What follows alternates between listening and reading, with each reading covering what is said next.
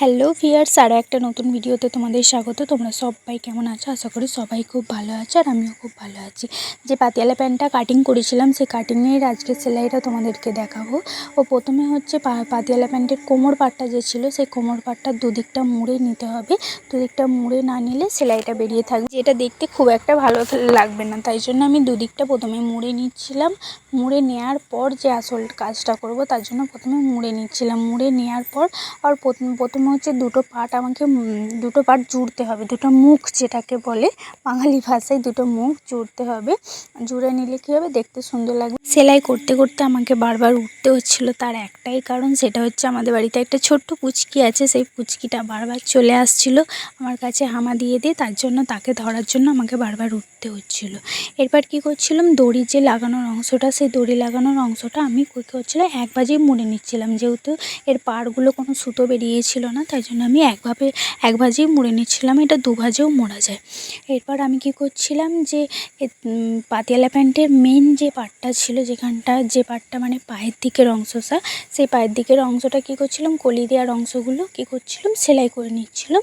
সেলাই করে নেওয়ার অনেকেই কলি দেয়, আমি আপাতত এখনও কোনো কলি দিইনি। যখন কোনো বড় মোটাসোটা মানুষের পাতিয়ালা প্যান্ট করবো তখন কলি দেবো, এখন কলি দিই না।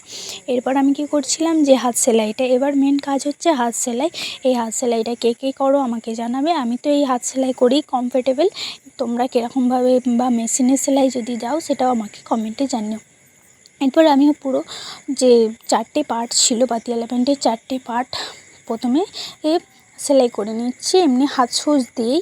কারণ আমি প্রত্যেকটা পাতিয়ালা প্যান্ট করার সময় এই হাত সুচ দিয়েই সেলাই করি। হাত সুচ দিয়ে সেলাই করার সময় আমার খুবই সুবিধা হয়, কারণ কুঁচি দিতেই খুব একটা সুবিধা হয়, আর এবং কুঁচিগুলো একদম পারফেক্ট সমান হয়। যেহেতু হাত সেলাই ধরে ধরে করছি, এটা মেশিন সেলাই হলে কী হয়, কখনো কুচি বড় হয়ে যায়, কখনো কুচি ছোট হয়ে যায়, প্লাস সেলাইটাও ঠিকঠাক আসে না।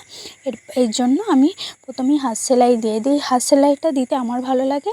তোমাদের কার কার হাত সেলাই দিতে ভালো লাগে না, আমাকে একটু কমেন্টে জানাও। এরপর দেখো কুচিটা কিরমভাবে দিতে হবে। আমি ক্যামেরাটা খুব সামনে থেকে নিয়েছি, যাতে তোমাদেরকে বোঝাতে পারি যে কতটা ছেড়ে কুচিটা নিচ্ছি। প্রথমে তোমরা লেন্থটা দেখে নেবে যে কতটা কাপড় আছে তোমাদের, সেই অনুযায়ী কুচি দেবে। আমি তো প্রথমে একটুখানি করে কাপড় ছেড়ে তারপর একটা করে কুচি দিচ্ছিলাম, যাতে পুরোটা সমানভাবে কুচি দেওয়া যায়। এবং এই কুচিগুলো যদি না সমান হয়, তাহলে পাতিয়ালা প্যান্টটায় কোনো জায়গায় বেশি কুচি, কোনো জায়গায় কম কুচি হয়, যেটা দেখতে খুব একটা ভালো লাগে না আমার মতে। তাই আমি ছোট ছোট কুচি দিয়ে থাকি। এরকম কুচি কারা কারা দাও আমাকে একটু জানিও। এরপর আমি পুরোটাই কুচি দিচ্ছিলাম, এবং কুচি দেওয়ার সময় আমার একটু সমস্যা হচ্ছিলো, কারণ আমার একটা স্টুডেন্ট পড়তে এসেছিলো। পড়াতে আমি কাজ করছিলাম, পড়াতে দেখছিলাম অসুবিধা হচ্ছিলো, তাই ওকে আগে পড়িয়ে নিয়েছি, তারপর আমি সেলাইগুলো করেছি।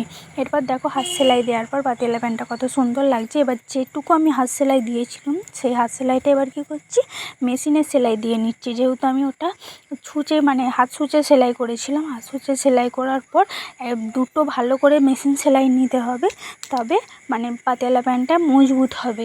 মিনিমাম দুটো করে সেলাই দেওয়াটাই উচিত আমার মতে বলে, কারণ যখন পাতিয়ালা প্যান্টটা পরতে যাবে, তখন যদি কোনোভাবে পায়ে আটকে বা জড়িয়ে যায়, ফেঁসে যাওয়ার চান্স থাকে। সেই ফেঁসে যাতে না যায়, তার জন্য পাতিয়ালা প্যান্টটাকে দুবার ধরে সেলাই দিতে হবে।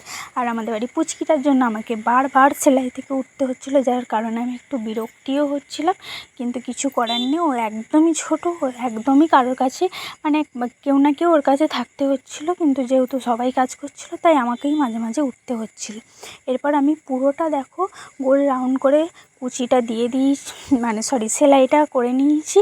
এই সেলাইটা করার সময় আমাকে বারবার উঠতে হচ্ছিলো। আর সব থেকে বড়ো ব্যাপার হচ্ছে, সেলাই করতে করতে যদি কোনো সুতো কেটে যায়, সেটা সব থেকে বিরক্তিকর ব্যাপার।